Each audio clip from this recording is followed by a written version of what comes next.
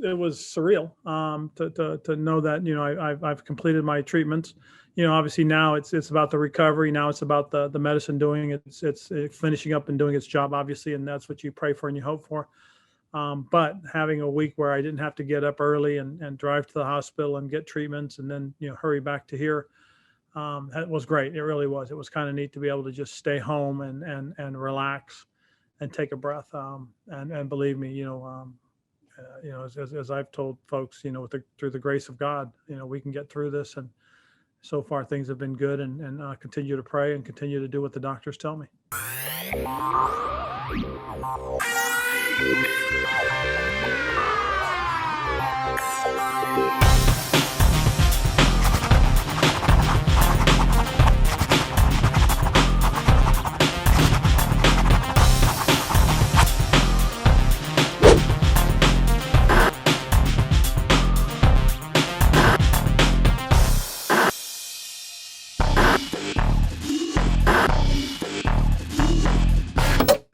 Welcome to Tony McGee's Pro Football Plus television show here on the Mid Atlantic Sports Network. Let's welcome our co-host this week, the former chaplain of the Washington football team, Mr. Milton Harding. A man Tom Knott once called Mad Mike, the mouthpiece of NCAA maniacs, Mike Baker. Washington football team beat reporter and member of the Fairmont University women's basketball 1,000-point club, Miss Donna Hopkins. One of the most prolific pass catchers in the 20th century, and four-time Pro Bowler and Super Bowl wide receiver Gary Clark. And a man who played in the NFL for 14 seasons, and one of the all-time sack leaders in the NFL, Super Bowl pass rusher Tony Mac the Sack McGee. Oh, we love our new home. Neighborhood's great. Amazing school district. The HOA has been very involved. These shrubs aren't board approved. You need to break down your cardboard. Thank you. Violation. Violation. I see you've met Cynthia. At least Geico makes bundling our home and car insurance easy. And does help us save a bunch of money. 2 inches over regulation. Thanks, Cynthia. For bundling made easy, go to geico.com.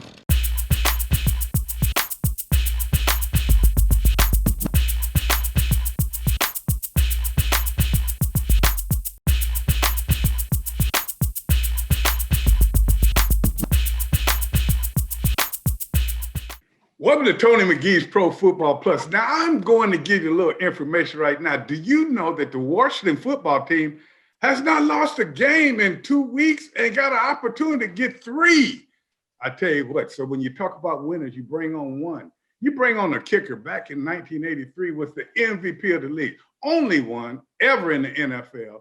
Best player, best kicker, won us games. We went to Super Bowls, and he still looks young now. Let's welcome Mark Mosley to the show. Mo, what's up, man? Hey, Tony. You're making it sound awfully big. You know that. Yeah, don't over-exaggerate, and we won't get any believers. I tell you what, in like baseball, you got to call it like you see it. I'm telling you what, I see you could kick right now if you wanted to. Well, I don't know. Not very many. I did that thing with Peyton Manning, back, I forget, it's been almost a year now, but I did that Peyton's Places with him one time. They wanted me to kick, and I told him, I said, I haven't kicked in 30 years. He said, well, I need you to kick something so they can see what kicking straight on is.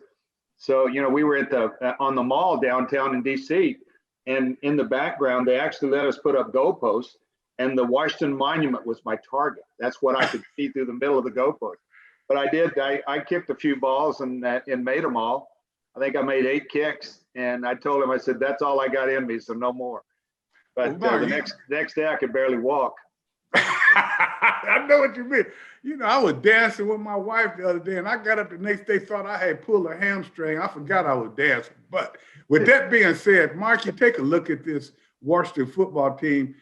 First, tell me what you think about the kickers, because I think they have pretty good kickers. But what improvement have you seen in the last few weeks? Well, the special teams themselves have been playing a lot better. And they've had an extra week now to work on that. If you remember, that was one of the big things that we really concentrated on during the off weeks was your special teams, because that's when you can fill in and guys that don't normally do it every day, they get to go out there and work on it. But I think the kickers, you're right. Hopkins he's had a little bit of a rough go of it somewhat this year. It's at that time in his career that he's been playing long enough that he knows everybody expects him to make everything. And believe me, I can recall exactly how he feels, because I know I went through the same thing. I don't know if you remember, but in 1980, I started off the season, and I think out of the first 10 kicks, I missed 8 of them. And I was just talking to myself, but then mentally, it's more of a mental thing, because we know that Dustin is a very, very good kicker. He's got all the tools. He's been very strong year after year, but this year he's kind of struggled a little bit, and it's all between the ears, but he'll get through it. He's a good, strong kid, and he'll get through it. And if the coaches will just stick with him and help him keep his confidence up there, he'll come out of it. But he has a physical ability. And I think these days, if you've got a kicker who has proven himself in the past, you need to stick with him as long as you can, because it's not physically, there's nothing wrong with it. It's all between the ears. And Mark, we've gone. I'm sorry. The punting game is the best in the business. Our punter is the best punter in the league, and Trace has been he's been the best punter for the last 5 or 6 years, and that's why he's won. He's been our alumni pick for special teams player, and for our welcome home luncheon for the last, I guess, three years in a row, something like that. But he's a great punter, has great touch on the ball, kills the ball inside the 20, inside the 10-yard line, more than any other kicker in the league. So I think we've got a lot of good things for the future. I tell you what, that's been a good special team segment, because I agree with you on each and everything. Tell me what you've been doing during the pandemic. How are you holding out with that? How's your mind? How's your family and everything? Before I bring other guys on, we need to just talk. How are you doing with that? I've been doing real well. I've been very healthy. I've got I live on my 57-acre farm out here in the Shenandoah Valley, so I've got beautiful views. I can sit out on my porch every evening and watch the sun go down and watch behind the mountains, and it's been nice, really, to be honest with you, because my last 20 years working with 5 guys and helping to build that franchise has been a 24/7 job, and ever since March, been able just to stay at home and kind of take it easy has been really a blessing in disguise. Oh, I know what you mean. We've been fortunate. That's good. It's good to hear. I guess we have to bring them on right now because they're part of the show. I know they're sitting there waiting to talk to the great Mark Mosley. So we got Milt, we got Donna, and we got Michael. And I don't know if G's here yet, but come on in, guys. We got a superstar here. We better take all the time with him we can. But, I look at it, you say you're 57-acre farm. That's nice. You can get away from everything. You can relax. Can I come for a visit? Yeah, I've got I can just sit out on your back porch too. I've got a big front porch, and it looks out. You can watch the sun go down every day. But I've been very fortunate from that standpoint that it's been a good. And 2, business-wise, I've been with 5 guys now for 20 years. I helped to get that started and helped build it from 4 stores to over 1,700 now. You did a great job too. So we've been real fortunate through this whole mess that we've weathered the storm very well.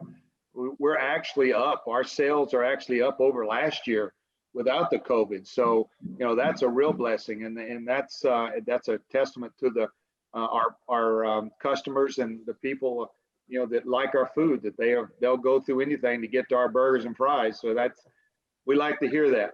But at the same time, it's been tough on everybody. I think the hardest part is worrying about your family, worrying about the health of everyone else. Like I said, I'm 72 years old now, and I figure I can stand on my head for the rest of my life. But it's my grandkids and kids that I worry about for the future. So I hope that we can get everything that's going on straightened out and make things right again.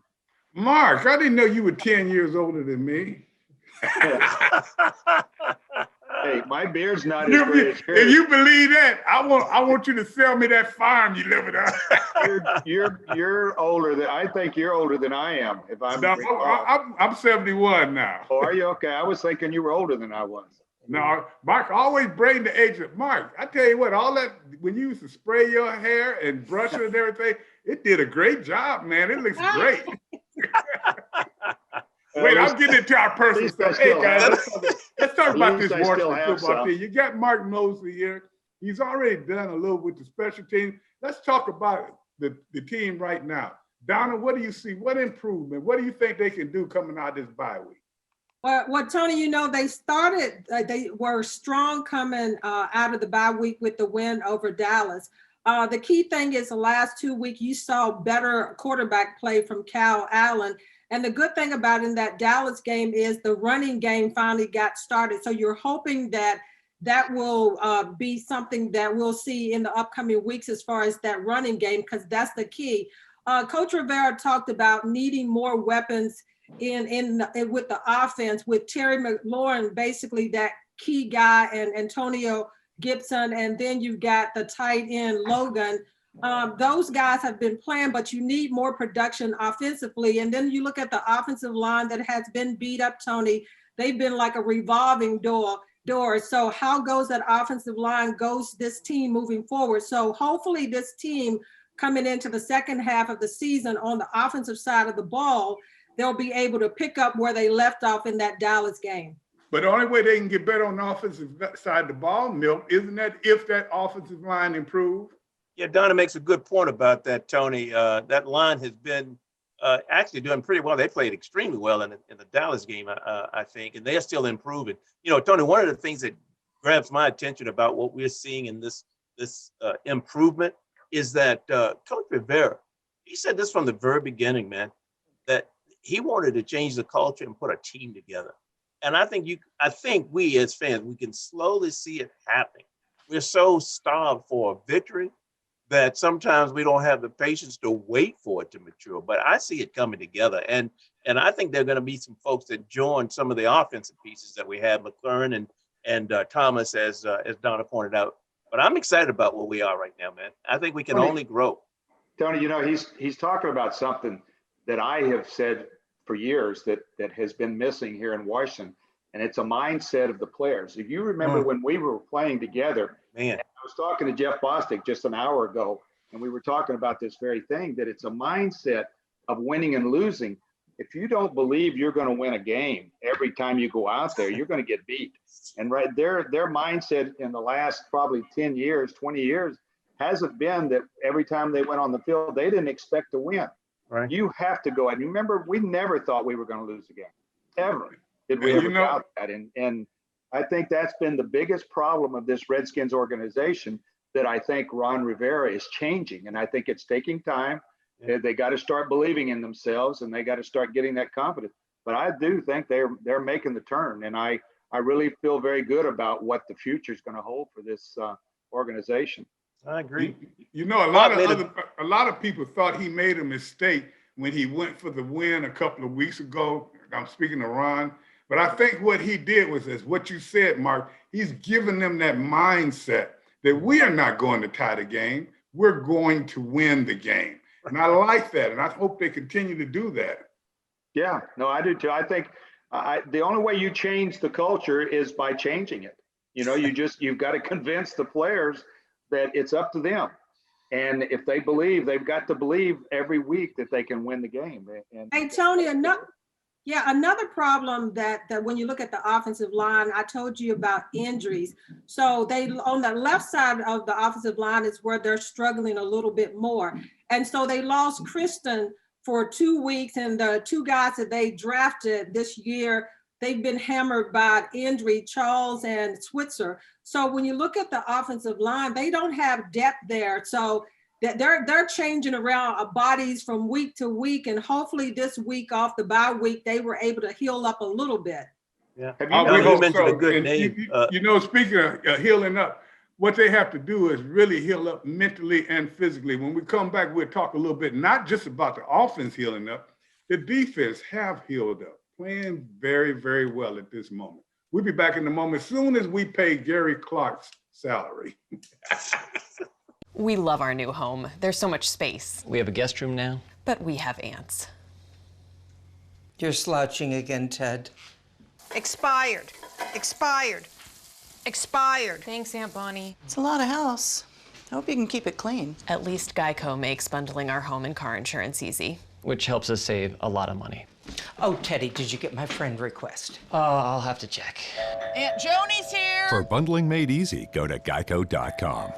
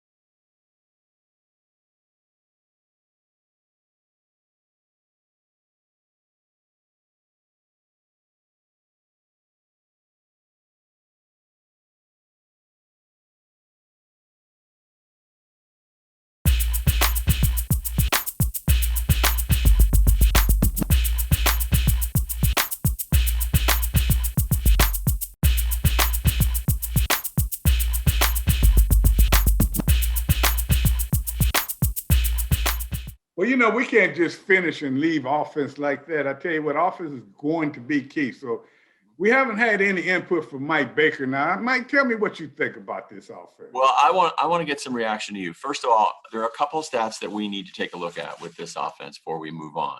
First of all, this team is being outrushed by the opponents, 863 to 701. That's paltry. I mean, hopefully 500 of that yards, 200 of that 700 yards was the last game. Hopefully they'll do better against the Giants this time around. Their offensive plays, 4.6 per offensive play. The opponents are playing, and some of them are pretty paltry, 5.1. They are, when it comes to actually sacks-wise, they've given up 26 sacks, and the defense has only actually garnered 21. They've got some serious, obvious offensive line and rushing problems. But the one thing that surprised me most, and I'd love your reaction, I looked at Kyle's stats. And when you look at the quarterbacks around in the NFC East right now, Kyle might be the best, even better than Wentz. Look at his stats under Kyle's calls: 99.4 quarterback rating, 68.7 completion percentage, 4 touchdowns, 1 interception, and 6.9 per pass. Now, that's not bad because the best passers in the league are only around 7.4. I'm beginning to come around on Kyle. What do you guys think?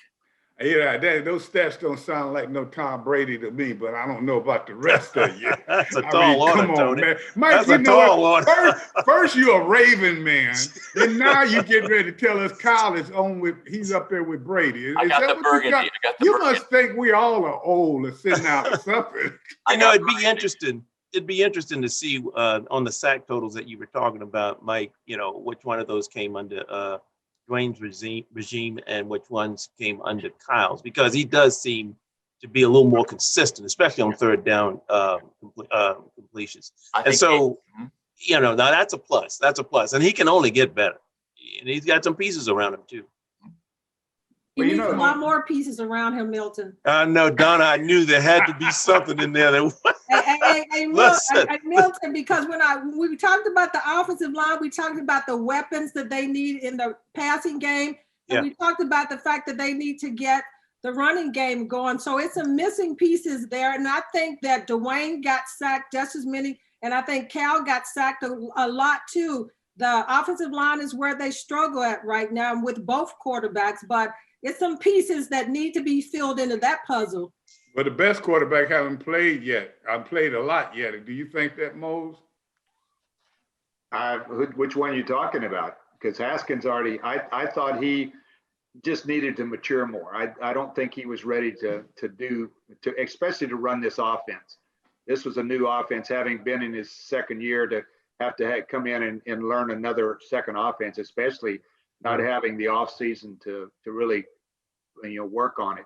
So I think in the future, it's going to be interesting to see what they do. I think their offense has been moving, but just like everybody else, this has been a terrible year around the league for offensive line. Look at the games. Almost every team this year has lost their complete front line, starting line. Some teams are on their third complete offensive line.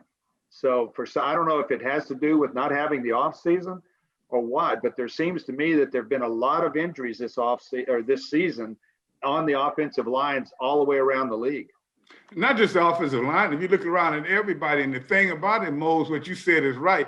It's been serious injuries. And as you said on Sunday, we saw two top teams lose two starting linemen each. And I tell you what, that's just not the first time this happened. Well, let's talk about offense a little bit, but let's go to defense. The one reason that this Washington team could be in the playoffs. And I'm so surprised when I see these stats. Sweat has 5 sacks already. Yep, he does. If you look at the wall, Tony, Young, 2.5 sacks, Payne, a half a sack, Allen, 1.5, Sweat, 5 sacks. He's really come on in the last. Oh, you had to put a little volume on there. You just couldn't say it regularly. 4 sacks. And let's talk about Kerrigan supposedly asking for a trade and settled 2.0 sacks. So that's more than we've seen in recent years, Tony. Yeah, Tony, you got to be careful how you say playoffs around Donna. You start putting Washington football team with the playoff. That could get her a little. Wait, did you see she started looking around? I know. Hey, Milton, I'm not even putting that word playoff in my category. I know it's hard to go by. Because I've got to see how they play coming. But Tony, your defense and the defense in general, you like what they look like in that Dallas game, and everybody is saying that Dallas was beat up and so forth, but we're not even buying that. That win is a win. But the front of the defense is starting to kick in. Sweat and Chase Young and those guys have done well. And then you look at the interior of the defense with Allen and Payne and Holmgren has been the key to me since he's been back. The improvement there. But when you look at Collins, who they lose for the season, and the safety position is one that they struggled at, and still at strong safety, they still struggle. And the secondary, still some question marks there. But Fuller, them getting him back this year, he's so versatile because they've been able to move him around a lot. So you like where this defense is moving. And the fact that I like Tony, that I saw a lot more pressure in that Dallas game, and hopefully it'll roll over to this coming game with the Giants. But that pressure always comes when you're getting good play out of your linebackers in that middle zone, whereas they can stop the tight end, and then your defensive backs are covering it. Sometimes they use cover two, which is they're using safeties and stuff, but they got a nice, schematically they've changed everything. And I think they are really playing as a unit now. And then the other thing, the guys that I think is happening, they're in better condition now. And losing players now at this point, Mose, you can tell, don't mean anything because so many players have been lost around the league. I mean, key players. So therefore, attrition is probably what's going to be to get you to the Super Bowl. Yeah, I think so. I agree with you. I think if you're deep in talent, you're going to be the ones that are going to be in the playoffs. That's just the beast of this year. I think without having an off season, it's already showing that there are going to be a lot more injuries around the league. Right. So if you've got a lot of good backups, you remember that was a key for us back in the day. We always said we could lose anybody in any position almost, and the backup people were going to take up the slack, and they were going to come in and do a great job. And I think that's the key in even today, that if you've got a lot of good backup individuals on your football team, you're going to be out in front. Well, Gary would, if he were here, he would make reference to that a lot, that really the starting players were almost afraid to come off the field with injuries because there was no guarantee. The backups were playing because they were hungry too. And so, it was good competition, both front line and anybody that's coming off the bench for that matter. And plus two, they expected to win. There was an expectation about it. There you go. Yeah. That's what I was talking about earlier. That expectation to win was always there with us. Absolutely. And you know, we have seen people a lot of times, and Milk, you're exactly right. And Mike, you and I have stood on the sideline and seen a player come out and never get back in when I used to play. Yeah. Now the player can go out, put on his earring and his $1,000 watch, $10,000, and sit over and drink Gatorade. Then when he wants to go back in, he's all. I saw a player, and I'm just throwing this in real quick. This big lineman was laying and rolling on the ground, couldn't move. I thought they were going to bring the truck out to get him. The next thing I see, he out there getting a drink of water on the field. I said, wait a minute. You know, I just look at how players are now. And I think that's the thing, that this team is going to be different, because Ron played with Chicago when they were really good, and he's going to make it tough. But you know what, guys? For some reason, I feel a chill in the room. It got cold. It was hot in here all of a sudden. You know, all of a sudden, like, oh, gee, what's happening, man? Hey, man, Jerry Clark is in the house. Gee. Hey, G, we got Mose here with us today, man. We were talking about your receivers and stuff and talking about defense. How you doing, man? I'm doing well. I'm trying to figure out why Mike Baker didn't put down my Miami team when we argued about it. Gave me the other person. Just Don't even try. Give Gary his pick, man. Give Gary his pick. No. Paper says Mike sent the evidence over, though. How did that happen? I'm like, I'm the one that said it. When the whole conversation, then I get picked the other person. I guess it's my fault. I should have looked at the picks. Hey, Gary, you got on purple today for the Ravens, and I got on burgundy for the Washington black. team. This is not okay. purple. This is black. Hey, Tony. You're such a Ravens fan. All you see is purple. That's a shame, right? That's a shame. You just see purple no matter what. On the NFL Network this morning on their morning show, it was the general consensus that the Eagles were going to win the division because they had better players, and I don't agree at all. I think Washington, Tony, has a good chance to win this division. And you know one stat that I really love, and you all can attest to past years when we didn't have this, 35% third down conversion rate. They're holding other teams under 35%. That hasn't happened in a very long time with Washington. The one thing is the -1 give and take. They've got to force more turnovers. Well, they have forced more turnovers, and they're doing a lot of things right now. When you start getting pressure, the quarterback will throw it to you sometime. When you get pressure, he may fumble. But at the same time, what's most important is that third down, because when you can hold them on third down, or your team is making third down, that changed the whole complexion of the game. So when you look at it like that, and you look at what this team is doing, you see that you start to see something that's happening. You see an old school ball being played, then you see some new stuff, then you see a coach that's fighting through cancer and doing it well, and then you see he's changing the mindset of the team. So it's some good things. No, Philadelphia is not a given. I don't think their quarterback is the quarterback that he was. Their defense isn't the same. So I'm not looking at them right now. It's wide open right now. So when we come back, we'll talk a little bit. And I hate to tell you this, Donna, Marcus already done the special teams, and he said your boy wasn't doing that well. No, he didn't say that. Yeah, he was thinking it in the break. He was thinking it. He was thinking it. He was thinking. He didn't want to. Yeah, he didn't say it, but he was thinking. Though, we will go around the league a little bit, and one thing you have to understand, fans, the Washington team is still in it. Yeah, that's a remarkable thing. Unlike Mike in the picks, we'll be back.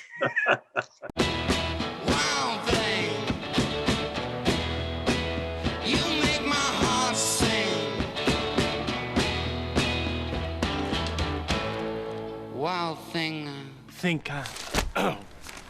You know what I think? I think you owe us $48.50. Wild thing.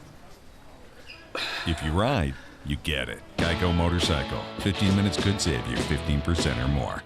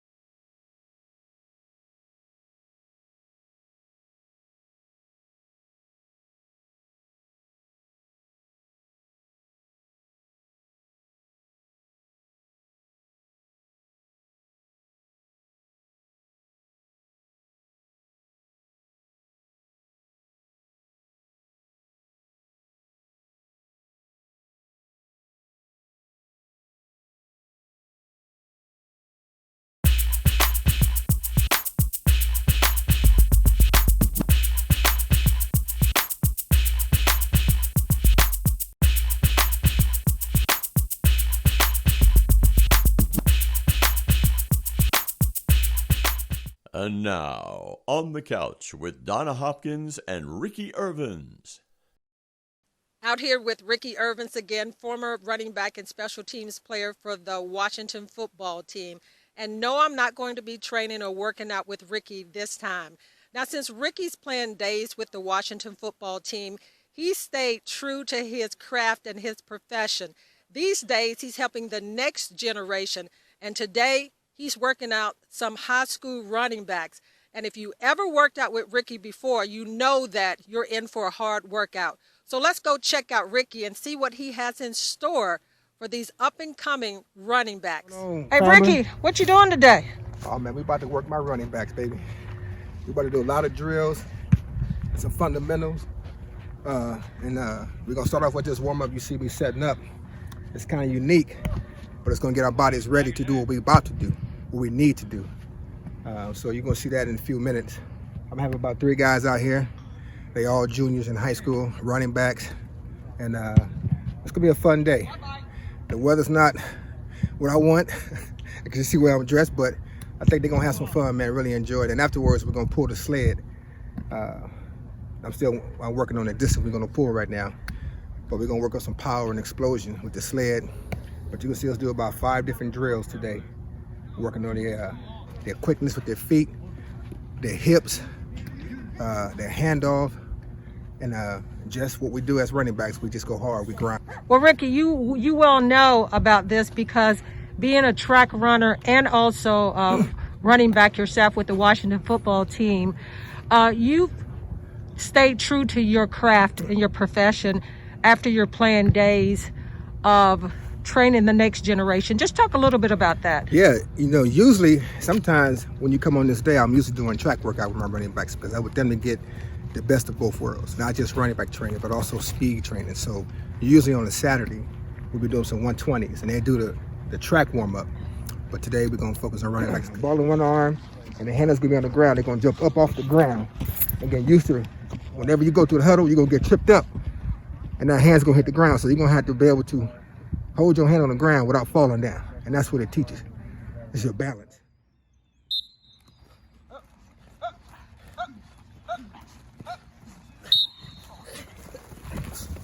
Majority of the handoff fumbles happen when you're on the ground like this and you're not thinking about the football. Practice good ball security. Here we go.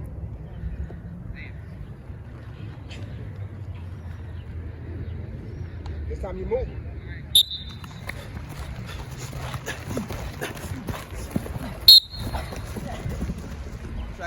Speed is the ultimate for everybody. That's why I always encourage all young guys, if they're skilled guys, even linemen, to participate in track. Because it's going to teach you the technique, the form that you need when you're playing football.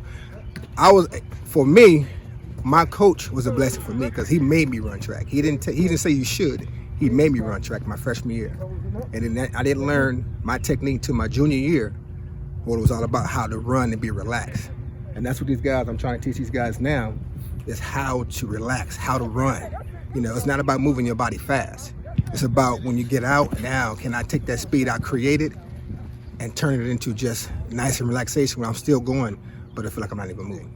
So track was such a help to you being a football player too, because I see so many football players run track also. I wouldn't be here. I'm telling you, I would not be here if I didn't run track because my speed wouldn't be as it was. When I was in high school, my fastest time was a 10.4.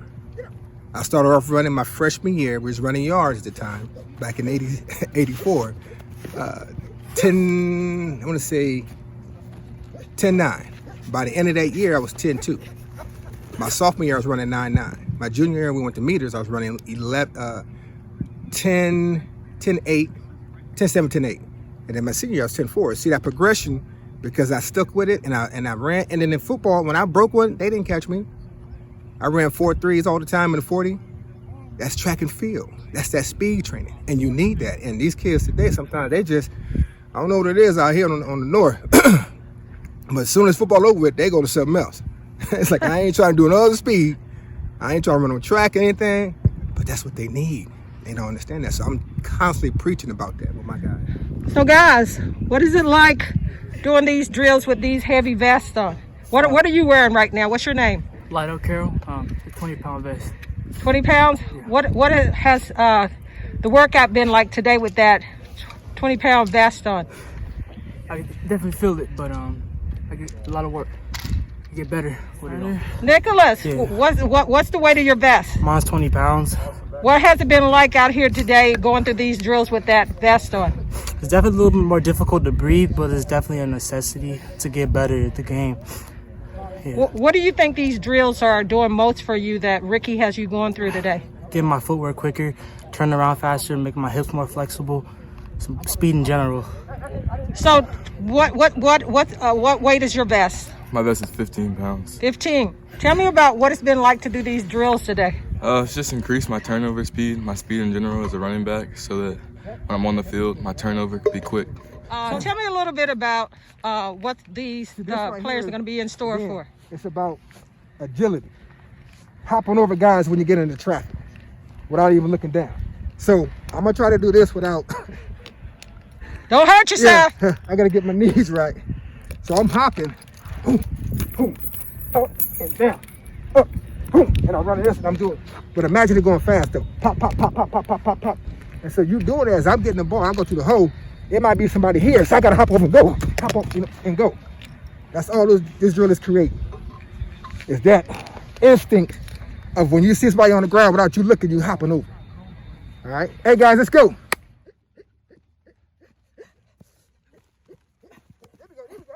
Come on. 884. And that's what I'm talking about. I didn't see no delay in that. Once he got to the big one. Boom, boom. See, yeah, you guys should be doing this without even saying that.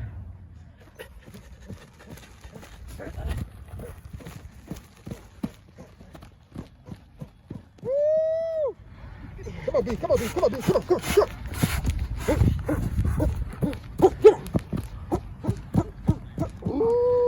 Ricky, you've been training these guys since your playing days with the Washington football team. Why this for you? Why does it fit so well on you? Because you look like you still can play. Yeah, maybe not some of your other teammates, your other former Washington football team teammates, but you definitely look like you can still play. Look, I don't know about playing because I ain't trying to get hit no more. But these young cats be trying and they want to race me. And they be calling me out. And I'm like, listen, man, you can't beat me. Trust me, I know. No, I can get you. I said, listen, if we run right now for 50 yards, I'm gonna get you. I don't wanna waste no bullets right now, but when the time is right, I'm gonna let you know. But this is what I know though. It's the speed. I love speed, and I like giving it back to the kids and just seeing how they accept it and then run with it. Because a lot of kids that I've trained, they go off the run track. You know, because they see me preaching it so hard, and it's like what it's done for me. So you know what? Maybe I give it a try. But Ricky, it's so much more than you just training these guys. What are you hoping that they will take away beyond just what you're doing with the physical part? That they, when they get older, that they give it back to somebody else.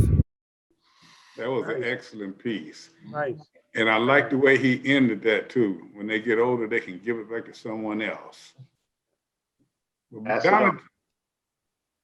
Donna, you've done this, and I was talking to Mose during the time. He said he's been doing these camps with Ricky. Tell me a little bit about it, Mo.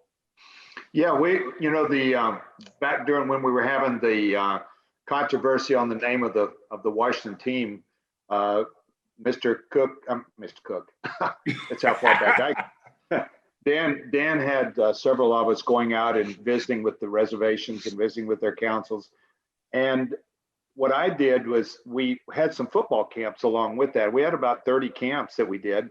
And Ricky was one of our coaches that helped with that. And the kids were just eating it up. I was amazed at how they absorbed every word that was said and how excited they were. And I, watching this piece here, I realized, track was my number one sport in high school.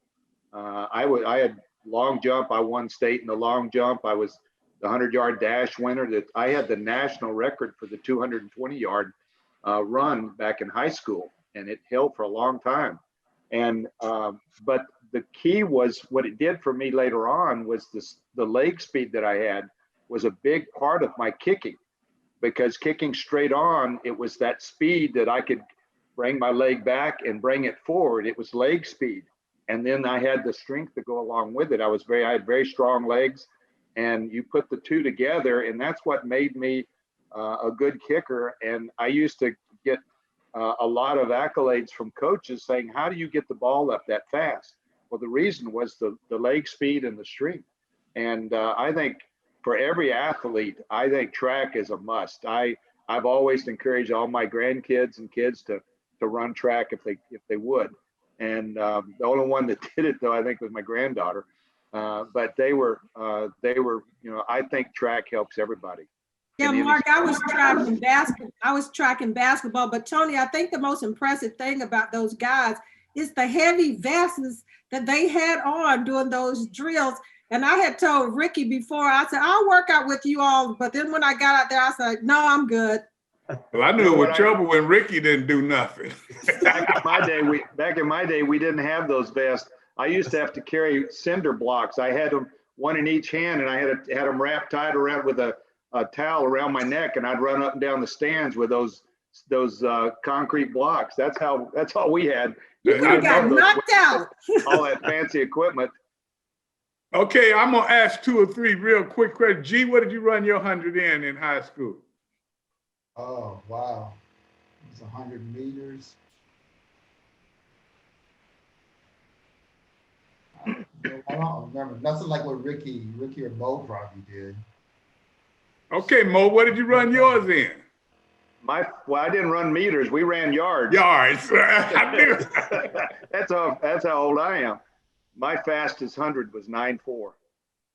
Man, I was getting ready to fat mouth on you. I did a 10-2, but I wasn't the fastest guy on our team. But I only weighed 185 pounds then too, so that made a big difference. Moses, you could pick it up, but you were a running back when you first came to the league, weren't you? Yeah, I was a quarterback. I knew it was. In high school. I was a running back and middle linebacker in high school, and kicking was just extra. So let's segue into this. That means that you had speed as a special teams player. Do we have speed on this Washington team on their special teams? Now? Yes. I think we do. The kids today, especially the linebackers and D-backs now, are so much more experienced in the game itself, along with the speed and the talent that they have. It's amazing how fast these kids are. And I'm amazed at how quick they are to go along with the speed. I mean, they can do that right-left movement on a dime, whereas it used to take us at least a quarter to make that kind of move. Yeah. One of you guys tell me if we got that much speed, why don't we see more plays on Washington special teams? Somebody tell me, Milt. Well, that's the homer. Yeah. It all looks good to me. Now, I think, as we talked about it last week, as we get some players back healthy and some who get used to playing on special teams, I think you'll see us even get stronger. Like Mark mentioned earlier, we got the best kicker in the business right now, and so I think we'll see that come around. The question mark I still have out. It just so happens that Mark is with us this week, but the question I still have out is Hopkins, and Mark kind of put me to rest about that, and that he'll work through this. Really did. Because the fact that he's related to you, Donna, and that he's going through this tough time in his career, Mark shed some light on that probably changes my mind, because I wanted to get rid of him last week, or at least Coach Rivera did not. But I can assure you, you're not going to find another kicker out there that's going to come in here. You're right. Have a chance to do any better, because they're going to start off without confidence, because you have to build confidence over years and years of kicking. He's already been here for 5-6 years. He's done a good job in the past. Don't give up on him, because the physical part of it is still there. It's all the mental part. Yeah, and he just got to get through that. And Mark, I've been trying to tell these guys that all season long. Here we go. Oh my goodness gracious! We got G. That blood runs deep. That blood runs deep. G, take us out. I know you got something. We got about 20 seconds. Donna been trying to tell us something right all year long. This is really what it comes down to. The special team, it's not so much about speed, it is about quickness and being able the ability to create space. That's what breaks down. Don't get me wrong, speed is good, but quickness is the best asset any return person can have. Well, you also have to break down. That's been I think one of the biggest problems. Everybody wants to make that kill hit instead of breaking down and making the tackle. Yeah. They want to come in and make that big hit. Mark talking about kill hits. When we come back and do these picks, we gonna kill a lot of hills, I think. We'll be back. We love the new apartment. The natural light is amazing. Hardwood floors. There is a bit of a clogging problem.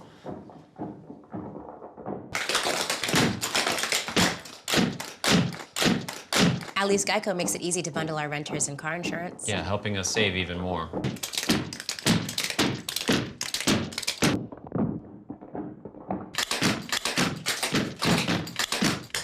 For bundling made easy, go to geico.com.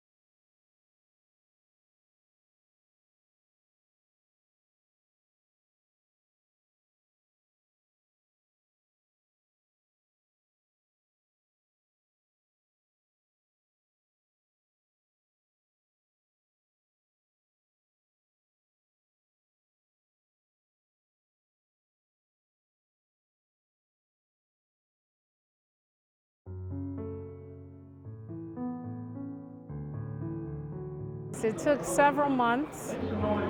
We sat down as a committee to talk about exactly what we wanted to do.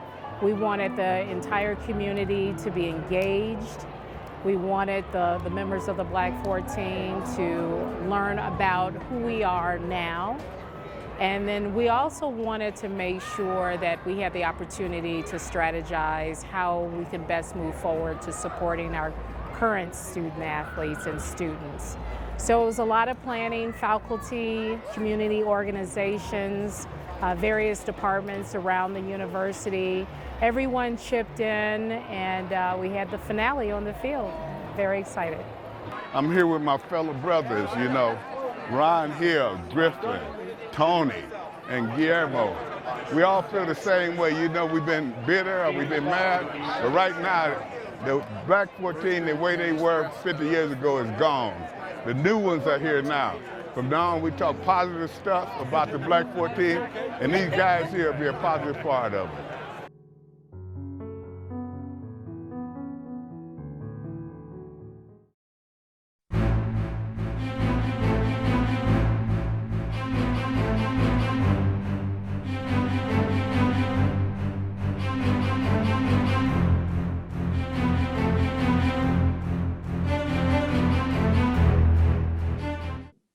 This coming Saturday, November the 7th, 2020, I'm going to have my virtual 5K walk run for breast cancer. It's going to be city to city. Everybody can get in. We're going to be chiming in from all the cities. It's going to take place from 12 to 1:30. So you still have time to register by going to the website, www.hopkinsbc.com. And come join us for a great time. It's going to be more than just walking and running. And I'm trying to get all of this crew to come on and be a part of this 5K walk for those that's going through breast cancer. So again, is this coming Saturday, November the 7th, from 12 to 1:30. And I'm going to be out there. I've already warmed up, Tony. Well, you know what, Donnie, and I'll do anything I can, but if you wanted me to walk, you should have told me that 2 years ago, so I could have got started. I thought that Gary was going to run. I thought that you and Gary and Milton and Mike was going to run the race instead of walk. 2 years, you should have told me 2 years ago. Hey, Tony, we were We work on it. Can I roll the race? Hey, Gary, you got to come out there and run. Well, you know what, Don, we hope people do. And please listen to that. Don's been doing this for many years, and this is a time that we can help. And everybody at this point in time needs to help any way that we can. So even though I'm not out there running as I would have probably been or walking as I need to be, you make sure that you join Donna in helping out. Now let's talk about helping out the Giants. Yeah. You know, I hate that we're coming up with that team, but at the same time, I'm kind of happy that's happening. They give the Washington a good opportunity to have 3 good weeks in a row. The problem we got with the Giants coming up that we didn't have last time is Sterling Shepard. I mean, you know, he's going to be back. He's going to be playing. He wasn't playing last time, but we're going to take away one of Milt's favorite players, and that is Devonta Freeman is going to be questionable for the game. So I know you bragged about him last time. Well, but he's out now, so that's good. Well, I mean, he's questionable. But Will Hernandez is in COVID-19 in the reserve list, and so he most likely will not play. But they still have to deal with Darius Clayton, who's their leading receiver. And you're going to love this, people. You're going to love this. Their leading rusher is their quarterback, Daniel Jones. Oh, I'm surprised. Oh, yeah. He did damage, Mike. He did damage the last time that they played Washington. But Tony and Gary, when you all came out of a bye week, what was it like, you know, coming out of a bye week? Did you all win the games? Did you struggle coming out of a bye week? Well, you know, I just Gary, I'm going to let you answer this, but are you asking me and Gary, because you saying Mark Mosley wasn't a player and he didn't come out of I didn't see week, Mark right now. Wait, we just want to get this straight. Mark took a break. Mark took a break. Oh, okay. No, you know what, G, go ahead. Tell them how you felt coming out of the bye week. I mean, I didn't really, we kind of went through the same, for me, mentally, I went through the same emotions that I did if we was going to be playing the team. So I went through the same thing practice-wise. I just don't remember losing that often, period, anyhow, Don. I probably won like 70% of our games. So at the end of the day, I had to guess, if I had to guess, we probably won majority after a bye week, just because we won the majority of the time that I played anyhow. So I have to go with that portion of it. I always enjoyed it because it gave me an opportunity to have at least a week of rest. It gave you an opportunity mentally and physically. I always thought that was important. And if you had something that you needed to correct, that was a great time to do that. And so, you know, I always loved the bye week. We did not have them. When I first started playing, it wasn't nothing that's even close to a bye week. Matter of fact, we would be at practice at 10 in the morning, back on the streets at 1 in the afternoon. We didn't stay there all day. They used to come in and get us out of the bars so we could practice. So with that being said, we were glad to have a bye week. So when we come back, though, we talk about the Giants, but let's talk about the league a little bit. Because the way this league is playing out right now, this Washington team can play into it big. Mark took a little break on us, but we'll all be back in a minute. Donna didn't want to talk to Mark, saying he wasn't a player, so we'll deal with that. And Milk, he hasn't had a chance to be a homer today. We got to give him that. And Mike, we'll be back.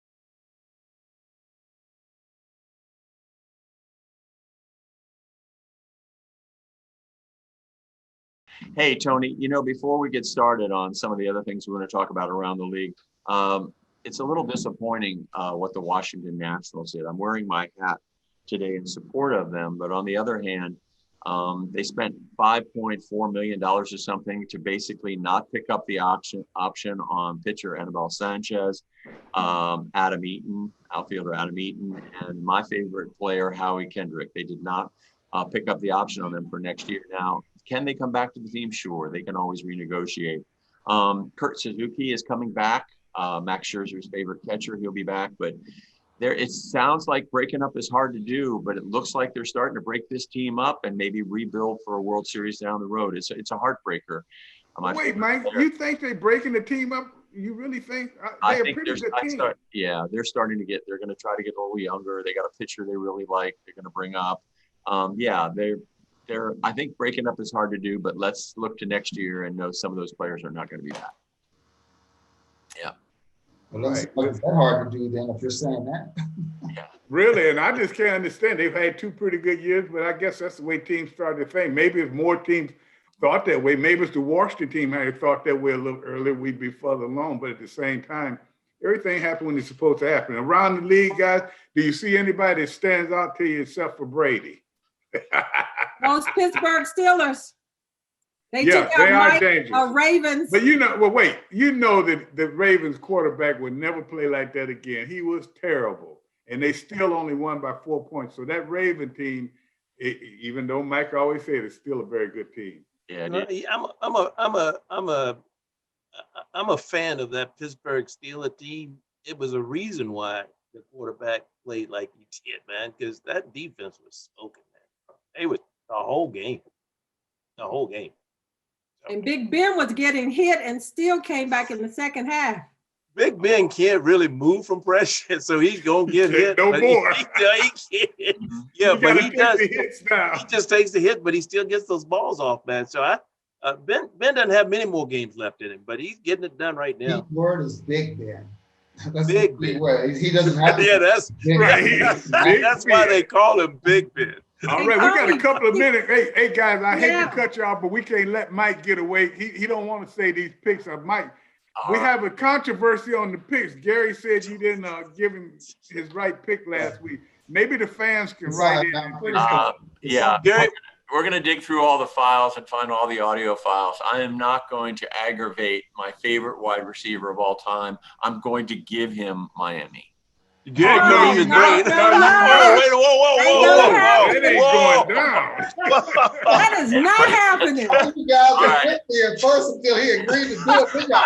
Ain't happening. All right, we got about a minute. Gary threatened to bring in Ernst and Young. That's why you gave him Miami. He doesn't get Check it out. The accounting rate. Mike, in that minute, we are not going. You're not giving up those points unless you're giving them off of your score. All Exactly. Hey, I'm just saying. I'll keep Gary happy. It's like Watergate. Just listen to the tape. Anyway, Tony's 20-10, Gary's 19-11, Donna's 18-12. No, I'm 19-11 too. Oh, here we go. Get it right. All right, we'll take a look at that, folks. We'll take a look. Get it right. We'll take a hard look at that. Everybody, I demand that my numbers be looked at. Everybody's coming at me. All right, and then I'm glad I'm not in the Seattle middle at of Buffalo, that. Detroit at Minnesota, Miami at Arizona, New Orleans at Tampa Bay, Las Vegas at LA Chargers, and we'll have their picks on the screen for Donna and for Gary and for Tony and Milt and for this coming week's show. Anyway, Tony, hey Mose, we're out of time. Yeah, we out of time. Mose, thanks for being on, man. We want you to come back again real soon. Even though Donna tried to act like you were just a kicker, you still my superstar. Jay, ladies and gentlemen, come back. Maybe next week we can talk about 3 weeks in a row that the Washington team won. And I tell you what, that'll be a great thing to do. But as I always say, and I'm telling my friend Mark as I look to him, we never say goodbye, we say in the minute. I'm telling you, fans that. Thank you, guys. It's good seeing you guys again. Take care, Mark.